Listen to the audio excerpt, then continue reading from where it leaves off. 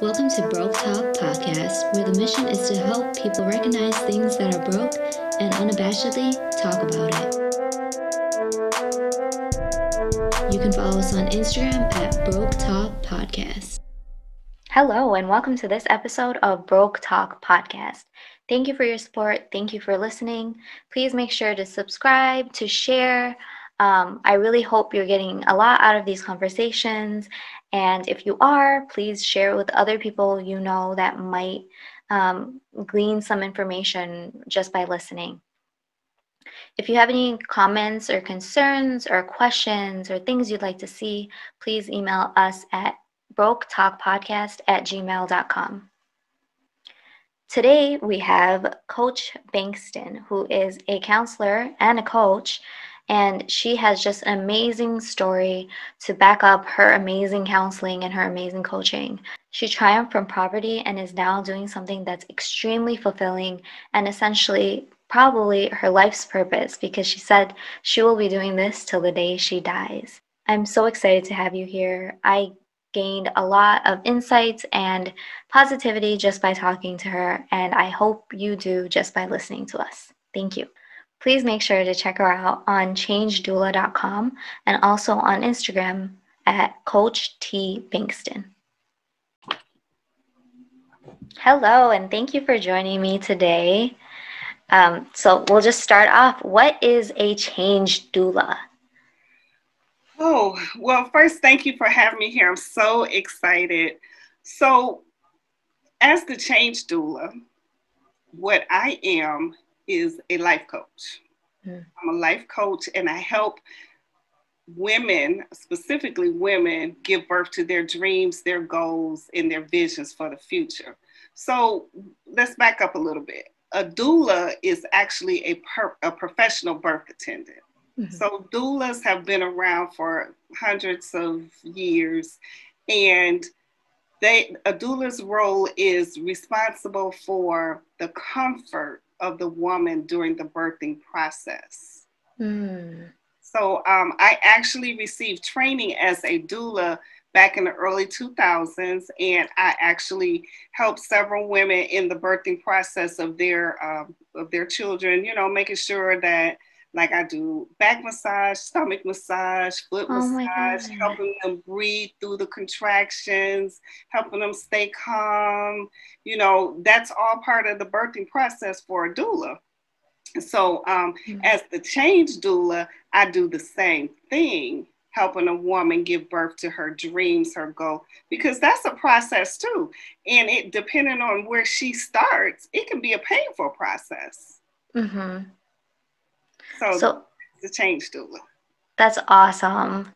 And I love that you were actually a doula. That's incredible work. That must have been hard but rewarding, just like being a change doula. Yeah, seeing a live birth is just, and especially it's not me going through the pain, but actually helping through the process. It's nothing like seeing a baby born. Right. And doulas are usually at home, correct? Or did you work at the hospital as well? Well, I was at the hospital. All my births were at the hospital. But yeah, it just depends on how the couple set it up. If they get a private birth doula that comes to their house, they do it where you can give birth in a pool. You can have close, intimate family members there. It's just all kinds of setups based on how the couple wants things during the birthing process.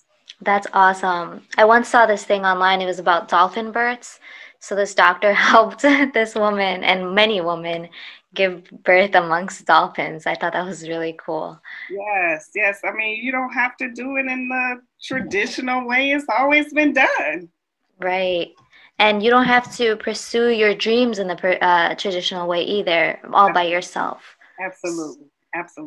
So where do you specifically help these women? Because when I think of pursuing my dreams, I think, man, the ownership is on me.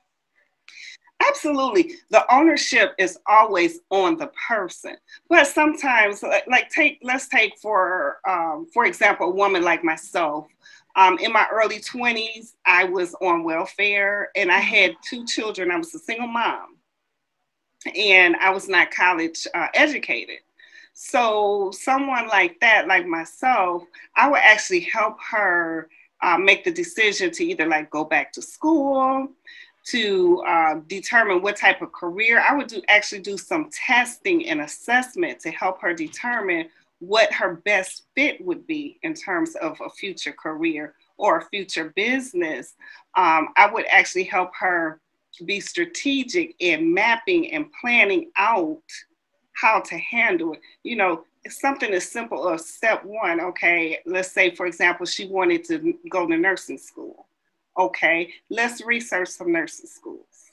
Mm-hmm. Let's make a determination how to apply for financial aid, how to fill out the application, to talk to a counselor at the school. I mean, step by step, whatever her steps are. So it's very individualized, it's very strategic, it's very matter of fact. And I go through the process with her. That's Some awesome. people truly don't know where to start. Mm-hmm. And they don't have someone in their life as a role model or even telling them this is possible. Yes, absolutely. Absolutely. A lot of people in low income areas have just, justifiably negative people around them who are scared of the system because it's not meant for us. Absolutely. Absolutely. And that's unfortunate, but that is true. It's true. And I believe that, I mean, I was born in poverty. I was raised in poverty, and I actually transitioned from that mindset. But I had to understand too that poverty is not just dollars and cents. It is a mindset. It is a way of life. It is being disillusioned and disenfranchised and not understanding how to maneuver around so many obstacles and barriers that are in the way. Yes, definitely. You yourself think you can't make it and you lodge that into your own head. Absolutely.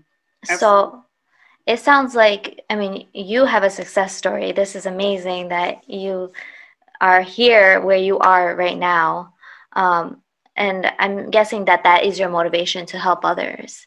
Absolutely. Absolutely. I mean, first of all, let me just say this. I am a firm believer in God. I'm a very spiritual person, and I have a personal relationship.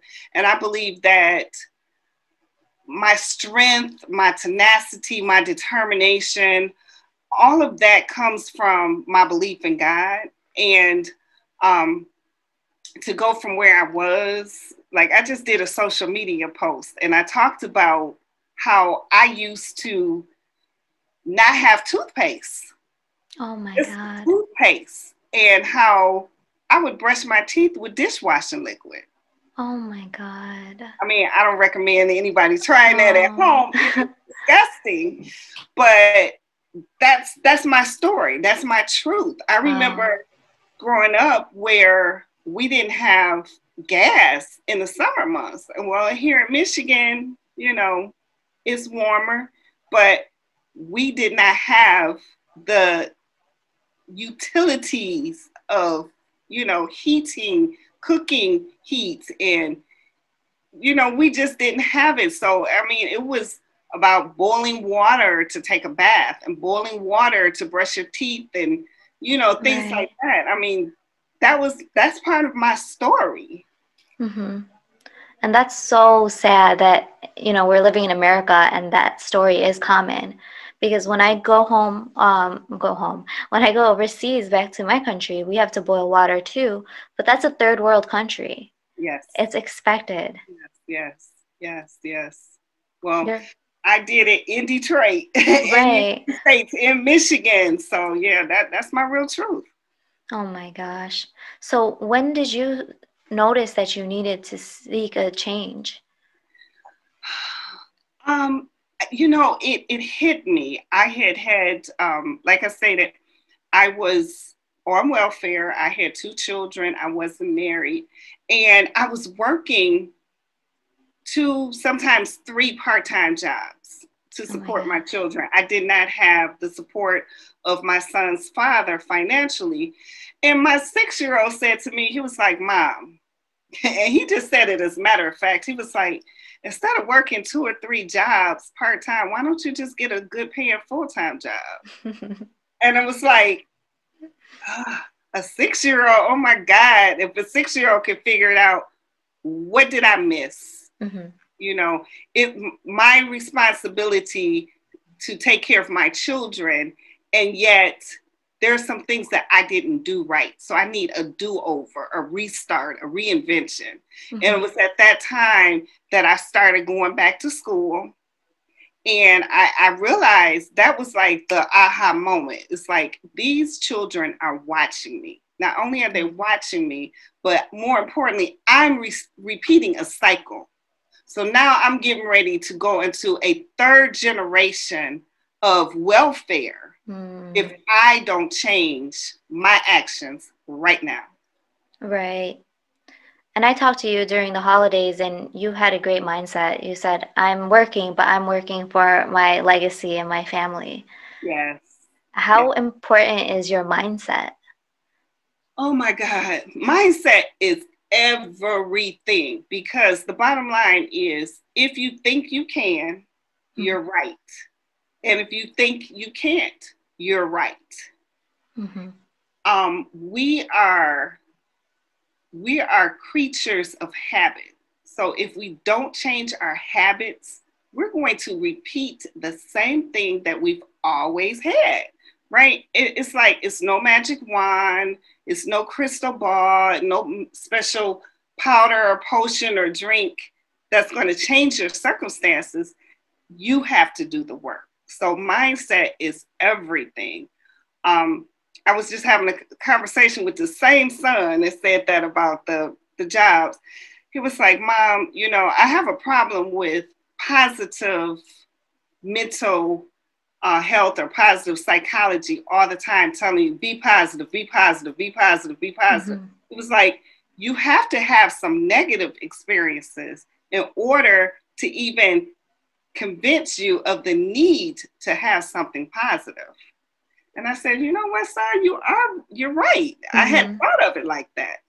But to have those negative experiences and to sit and to glean something from it, to take it and to make yourself a better person so that you change the situation around, that is where mindset is everything.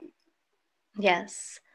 And like you said, you're a very religious person, and the Bible is all about hardships, and that God gives you hardships just so that you learn how to appreciate Him more.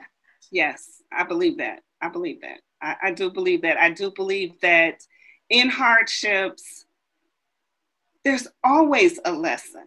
You know, mm-hmm. It doesn't necessarily mean that you did something wrong, but there's something that we can learn from each experience, that we can take it and use it. I like to call those experiences brushstrokes. In my book, I call them brushstrokes. I call them crazy life experiences that could kill us, but instead we were able to survive and make it through it.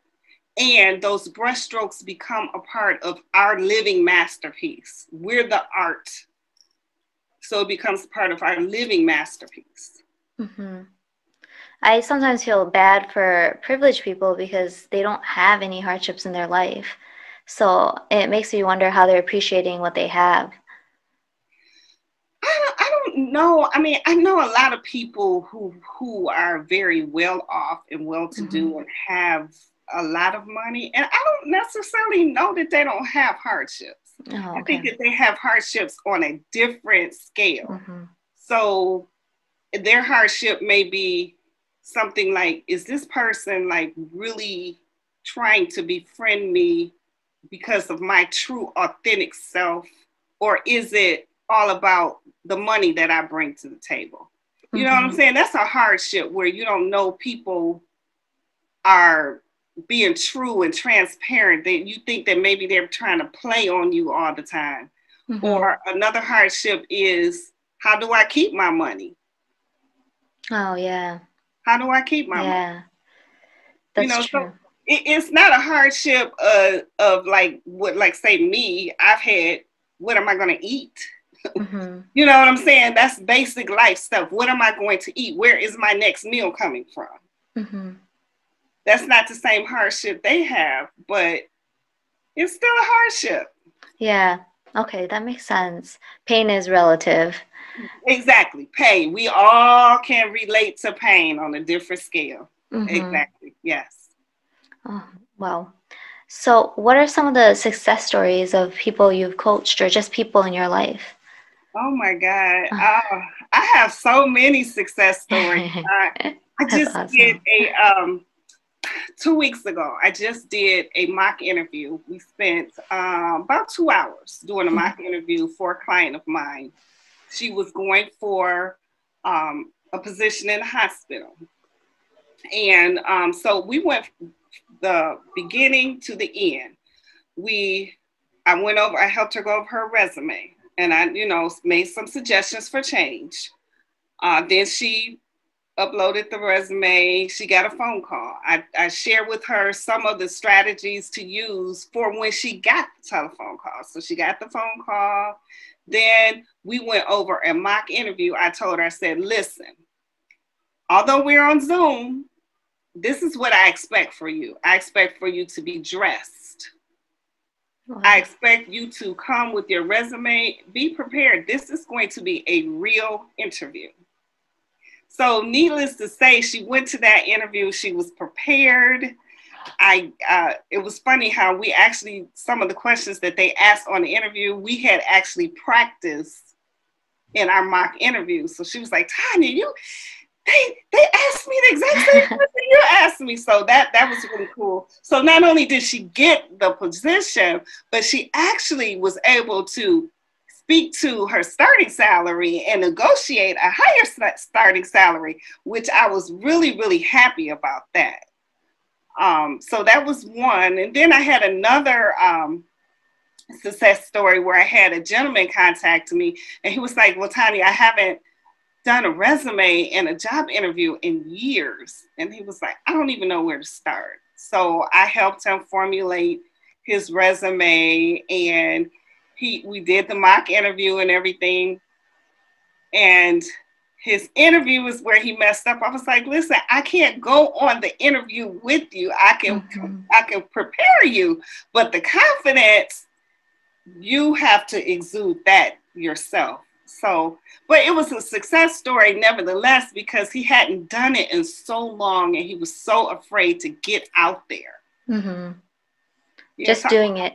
Yeah, I mean, I just have so many. That's awesome. Yeah. Do you have any, unsuccessful stories or just difficult people?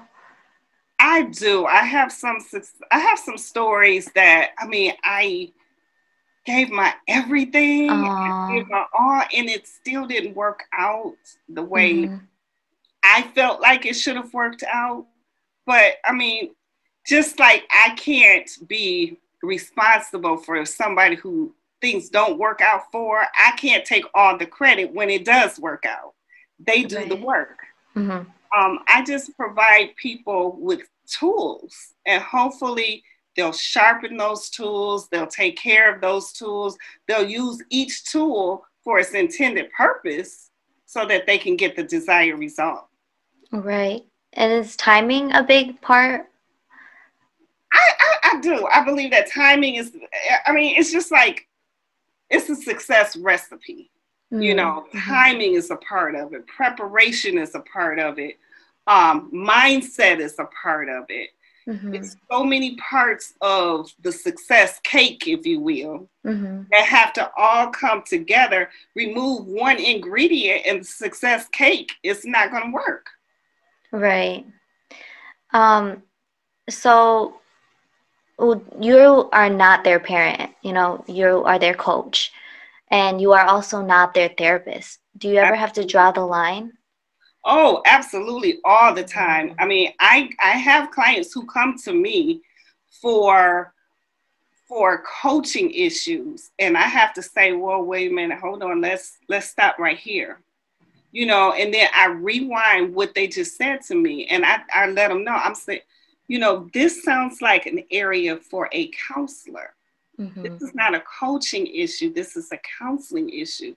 So here's what I recommend. I recommend that you see a therapist, a clinician, a practitioner for this particular area, and then let's work together on the coaching area. One example could be like, say, for example, if someone comes to me and then they start talking about, let's say, sexual trauma. That's not an area that I would coach a client in. That's not my expertise. Now, I'm a limited licensed counselor, but if I have someone coming to me for coaching, I don't mix the two because it can get really sticky. It's against my code of ethics, and it's just not good business practice at all. So I will tell a client in a minute, I have the names of some counselors that you can go to, check them out, or go to Psychology Today and look up some counselors, see who resonates most with you based on their profiles. Right. A few years ago, I feel like I needed a therapist, and now I feel like a coach for if I were ever to pursue something different would be the need. So it's all about timing in that sense. Yeah, timing is everything. And the issue that you want to see, I mean, literally, there are hundreds of niches for coaching, hundreds. I would just say, do your due diligence, do your research so that you are getting a coach that is qualified, because literally the coaching industry has exploded, and a person can put their shingle out and say, hey, I'm coach whoever, and may not have any type of coaching training at all. Right. So when should someone see a coach? Or what should they be feeling in their life that they need to see a coach? So in general, I would say just in general is a need for a change. You have a need for a change. You feel like you're stuck in an area and you want to improve in your life. So let's just take career, for example. You've been stuck in a career. It no longer serves you well. You go to work and you absolutely hate being at work. Yeah. You do bare minimum at the job. And you say, you know what, it's getting to a point I really cannot take this anymore. I need to change. I don't know how to change, but maybe I'll try a coach. Yeah. So what a coach would do is, like I said, help you with some assessments to determine what's a better field or a better area or what your purpose is. And then maybe kind of walk you through and help you research that new career change. Another example, a real good one, this time of year especially, is the weight loss coach. Every January 1, everybody says, I'm gonna lose weight. So, you know, they start on that process. Well, if you've tried every diet, you exercise, and you still can't lose the weight, it might be a good idea to get a coach to say, you know, hey, what type of things have you done? Let's look at what you're currently doing. Let's keep a journal of the things that you're eating and your daily habits. Let's see where you're stuck.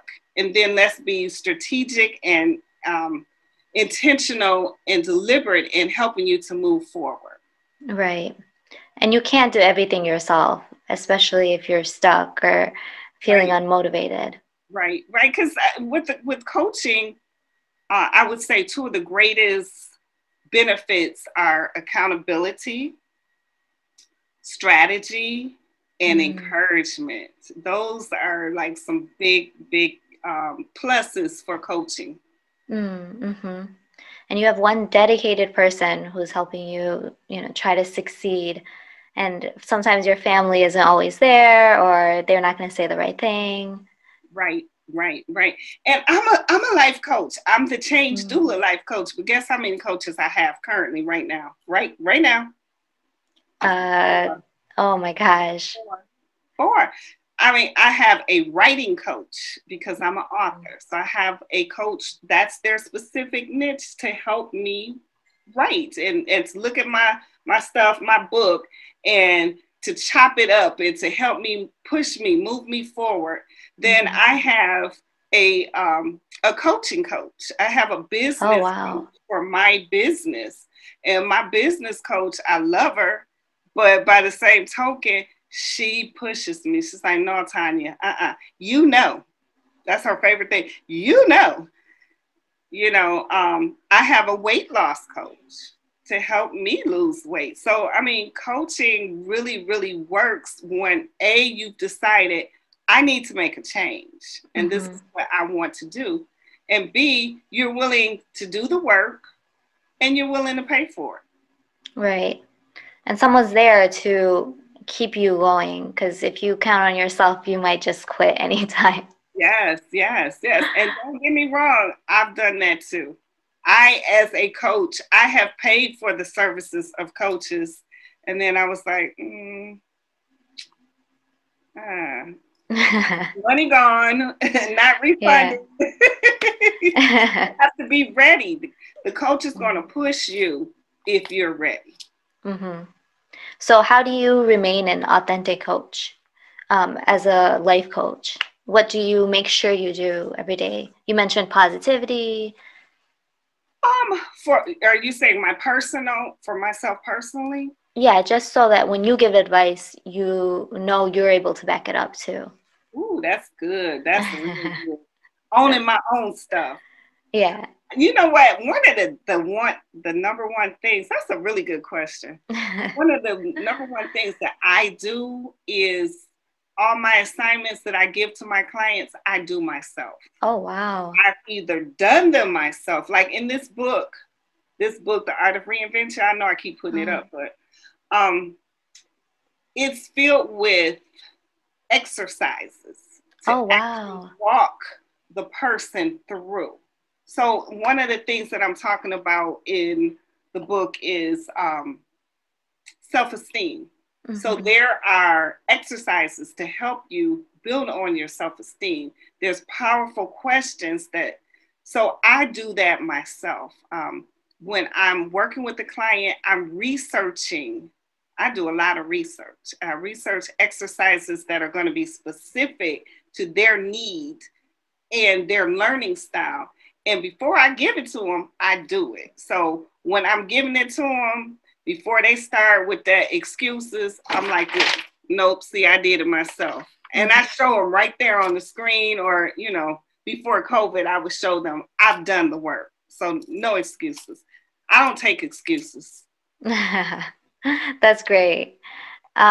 So, when I read certain texts or research, sometimes I'm often critical about what I read. And just being a person of color too, I know it's not meant for me sometimes, and my culture kind of sometimes goes against what they're teaching, like the holistic East-West version. So when you give advice and you say this is the right thing to do, I'm sure you have a gut feeling about it. How do you remain critical but still accepting of some of the research that you read? So one of the things that I do, number one, I try to stay mindful of the person in front of me. I can read 100 books, but if those books don't relate to the person that's sitting right in front of me, then it's a waste of my time because they're not going to buy into it. Right. And I think as a coach, in order for my client to be successful and to buy into it, they have to relate to it. So, if I'm like using these $25, $30 words and they don't know what I'm talking about, it's just a waste of time. I try to always stay mindful of who I'm talking to, take their culture into consideration, because just because I'm a person of color, it doesn't mean that I have the same background and I can relate to you as a woman of color.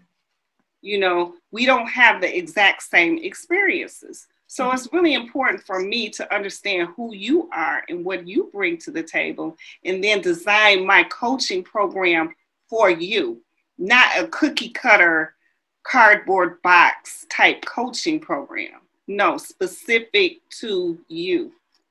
That's great. That's awesome. And I'm sure you have bad days too. So how do you stop from being too harsh on yourself? Oh my God. Oh, my bad day. My bad days. Okay, so number one day a week, I have what I call my self-care day. That is my turn off day. And now I got my husband to buy into it. So it's official now, because he'll say, isn't today your self-care day? But on those days, those are the days that I replenish myself.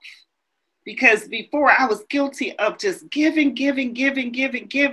And then literally I would be in the bed 2 or 3 days because I have nothing left to give. I've given of my essence and I have not replenished. So those are the days that I have to exercise or remind myself to exercise compassion with myself. And my husband brought that to my attention. He was like, Tanya, what would you tell your coaching client? And then it was like, that was my aha moment. It was like, why would I treat a coaching client better than I would treat myself? Say some encouraging, some positive things to myself and encourage me. That's how I give back to me. And I find that has been working really, really well. That's awesome. And like you said, you made your change because of your children. I'm sure there are the continuous reasons that you keep doing this and keep loving yourself. Yes. And my sons now are in their 30s. And one of them he reminds me often, he was like, well, you're a coach and you're a counselor, so you've already heard this, so you need to be understanding. And I'm like, but right now I'm operating in the role of mom. So in my mom role, no, that's not acceptable. That is absolutely wonderful. So how did you know that you wanted to coach and counsel? Why do you give back? Oh, that is an awesome question. For as long as I can remember, oh my God, I have always been that go-to person. So people come to me and they ask me, Tanya, what do you think about this? Or what's your opinion on this? And although with coaching and counseling, you're not giving your opinion, it started to spark something in me that showed me that what I have to say, what I have to add is valuable. So I actually started coaching first. I started coaching in 2009, and I started with a professional coaching group. And what I did was I coached and taught in leadership skills. And then from there, 2011 is when I launched my official coaching program. And then 2016 is when I went back to school. I said, you know what? There has to be a way that I can marry coaching and counseling. There has to be a way that I can make sure that I'm not crossing any boundaries as a coach and I'm being ethical and I'm not doing my clients harm. So I went back to school in 2016 to get a counseling degree.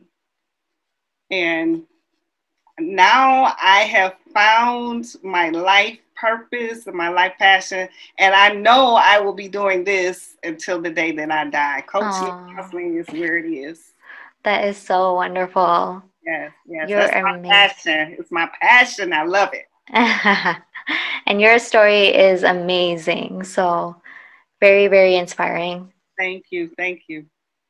Well, that is all the questions I have, actually. So thank you so much. Yes, it's an honor to be here. I'm so excited. Thank you.